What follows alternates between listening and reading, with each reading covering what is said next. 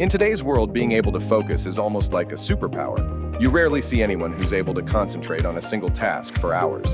And the individuals who are able to focus, to nobody's surprise, get so much more done than other people. There are many areas where you could benefit from better concentration, whether it's for school, studying, work, or a hobby. If you're able to focus, you can get your desired results faster. So today, I'll explain what's holding you back from focusing and what you can do to improve it. And I know you're procrastinating at this very moment by watching this video, but I'll make it worth your while. So grab a pen and a piece of paper. Make sure to write down a few key points about whatever you learn in this video. This way, you'll get the maximum value out of your procrastination session. And buckle up, because it's going to be a long one. Welcome to the circle. Let's dive in. We have two types of focus: scattered focus and directed focus. Scattered focus is broadly distributed attention. This is your typical multitasker, trying to do many things at the same time. Cleaning the house, while talking on the phone, while cooking dinner, or someone who's trying to focus on one thing, but they keep thinking about something else at the same time. And this is what most people do. They divide their attention towards many different things. The problem with this type of focus is that your brain is extremely bad at switching between multiple things at once. You see, when you switch from one task to another, it's not an instantaneous switch. Instead, your brain has to load the context of whatever you're doing into your working memory. When you're constantly shifting your attention from one thing to another, you're forcing your brain to load and reload context over and over. Essentially, you end up wasting a ton of mental energy switching back and forth, leaving you exhausted without getting much done. Now, on the other side, we have directed focus. You achieve it by directing your attention to a single action while ignoring everything else. This is what you should aim to achieve, and it's how high achievers direct their focus. They concentrate on one thing at a time, like a laser beam.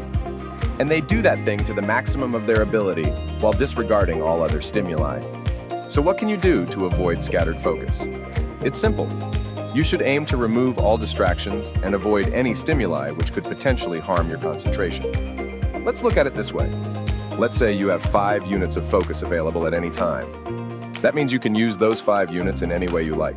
For example, you could use them all on studying, thus achieving directed focus there.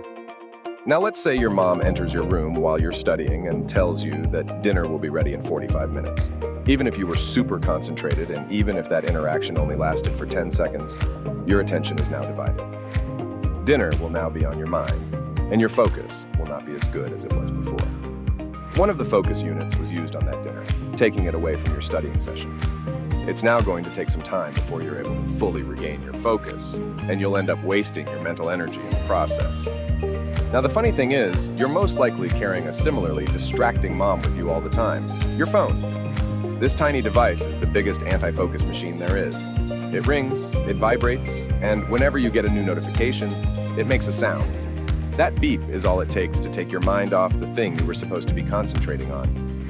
But even if your phone is on silent, you're very likely to take a quick look at it whenever you feel bored, thus dividing your attention. Of course, this doesn't mean you should throw your phone away or anything like that. Instead, I'm simply suggesting that whenever you want to concentrate on something, you put it somewhere where you know it won't disturb you, and you won't be able to look at it. That being said, cell phones aren't the only thing that divides your focus.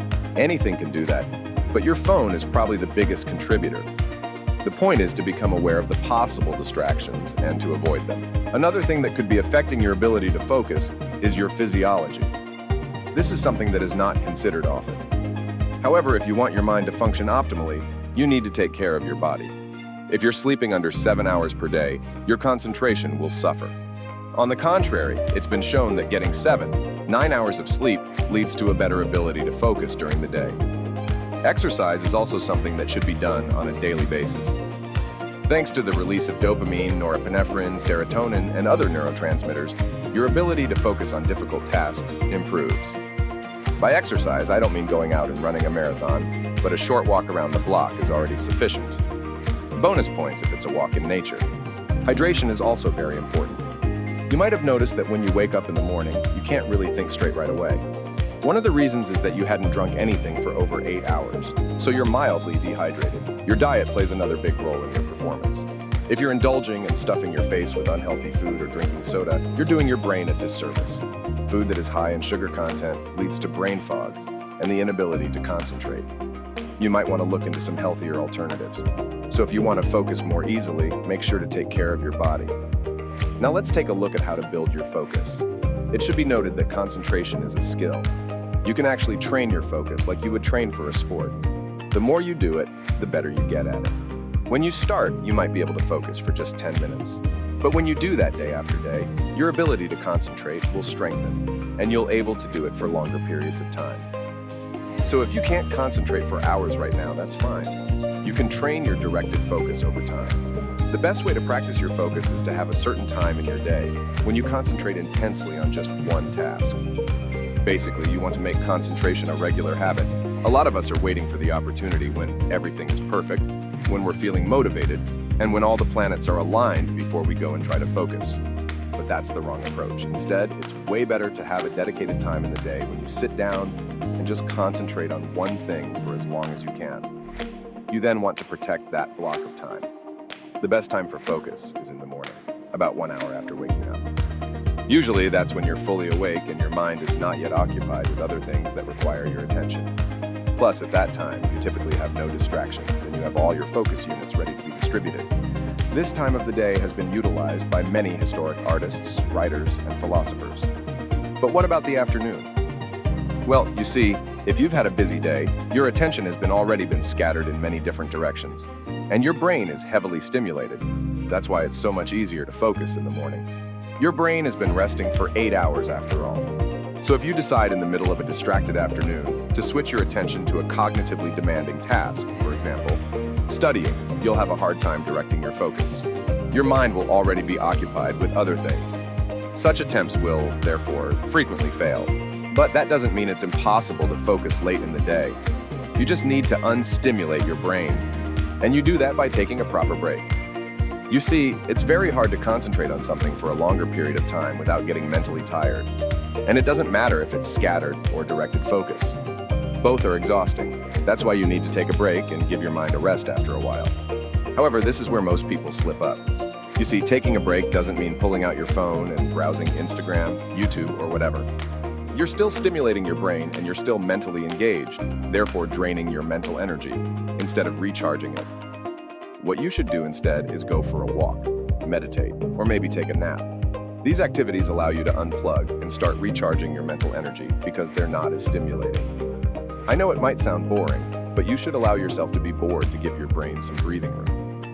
Of course, taking a mental break isn't just for when you want to switch from scattered focus to directed focus. It's also very useful when you want to extend your ability to continue focusing intensely. Another way to look at it is to imagine you've been running for an hour without stopping. And then you have a 15-minute break before you'll be running for another 1 hour. You can choose to A, sit down, relax, and do nothing for 15 minutes. Or B, jump rope and do burpees for 15 minutes. Obviously, you choose option A as you don't want to exert yourself even more. You want to have enough energy to run for another hour after all. In this case, running is an analogy for focus. When you've been focusing for 1 hour, you don't want to add more stimulation to the mix. You'll just tire yourself out mentally if you watch TV or browse the internet. So find an activity that suits you, that's not mentally stimulating, and it helps you to disconnect. Personally, my favorite thing to do is to go for a short walk. It helps me recharge mentally every time. Now, the perfect technique that ties intense focus and mental breaks together is the Pomodoro technique. I already made a video on this method, but I'll go over it quickly. It goes like this. You choose a task that you want to focus on. Then you set a timer for 25 minutes and do nothing but concentrate on that task. When the timer rings, you take a 5-minute break and restart the timer. When you've completed 4 25-minute sessions, you take a longer break, usually consisting of 30 minutes. Of course, it doesn't have to be so rigid. 25 minutes of work and 5 minutes of rest are just recommendations. You can do it for however long you feel like, depending on the complexity of the task. For example, when I'm creating my videos, I usually set the timer for 45 minutes and then take a 15-minute break. So you should experiment a little and find out which combination suits you best. If you made it this far into the video, good job. Your focus is already better than most people's. Because this was a long video, I'll quickly summarize everything I just talked about. First, We have two types of focus: scattered focus and directed focus. You want to achieve directed focus while staying away from scattered. Second, the best way to avoid scattered focus is to avoid distractions. Every time something interrupts you, it takes from your focus units, and your brain has to reload the context over and over, leaving you mentally drained. Third, take care of your body. If you want your mind to function properly, you need to take care of your physical health. That means getting enough sleep, exercising regularly, keeping hydrated, and watching what you put in your mouth. Fourth, concentration is a skill. If you can't focus right now, that's fine. You can train your concentration like you would train for a sport, and over time, you'll get better at it. Fifth, make focus a daily habit. Don't just wait around for motivation. Instead, set a time in your day when you're going to focus intensely. Mornings are the most optimal because usually there are no distractions and your brain is not yet occupied with multiple things. Sixth, unstimulate your brain. Meditate, go for a walk, or take a nap. Allow your brain to be bored, and don't do anything stimulating like browsing the internet. This is especially important if you want to focus later in the day. Seventh, take regular breaks. Focusing gets exhausting really fast. So give your mind a rest and you'll be able to focus intensely for longer. And make sure you're actually resting and not low-key stimulating your mind. 8. Use the Pomodoro technique. It's the perfect method that ties intense focus and regular breaks together. If nothing else, make this technique your daily habit. This is it for this video. Thank you so much for watching till the very end. Hopefully you've enjoyed it, and if you did, give this video a quick like and subscribe if you haven't done so already. Hopefully you'll be able to focus better than yesterday.